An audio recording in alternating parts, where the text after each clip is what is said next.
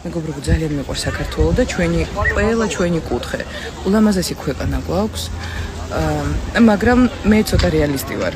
ეხლა შეიძლება ცოტა მწარე ვიყო. სხვათა შორის მე ვგიჟდებოდი მთელი ჩემი ბავშვობა და ეხლაც ვგიჟდები ბათუმზე.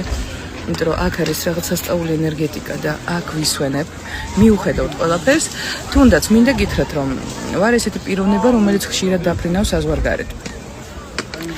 და გასაგებია, რომ სხვადასხვა ქვეყნები არსებობენ, სხვადასხვა სერვისის ხარისხი და ასე შემდეგ, მაგრამ საქართველოში ჩვენთან, სადაც სერვისის ხარისხი არ არის ისეთი მაღალი, სადაც პროდუქტები თუნდაც ხო, საკვები წესით უნდა ღირდეს უფრო იაფი, სადაც ბინებით წესით უფრო იაფი უნდა იყოს და სასტუმროები, იმიტომ რომ ისეთ ლეველზე ჯერჯერობით მოდით რეალურად შევხედოთ არა ვარ ცოტა ესეთ რაღაცაში და თავში ამივარდა, მაგრამ მათ რეალისტი ვარ და შეიძლება ბევრი დამეთანხმება. აი დუბაი ავიღოთ, სადაც მუშაობ. პერიოდულად ჩავდივარ, მუშაობ.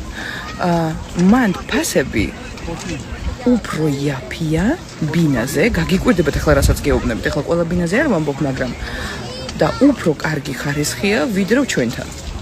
და რატო ხდება?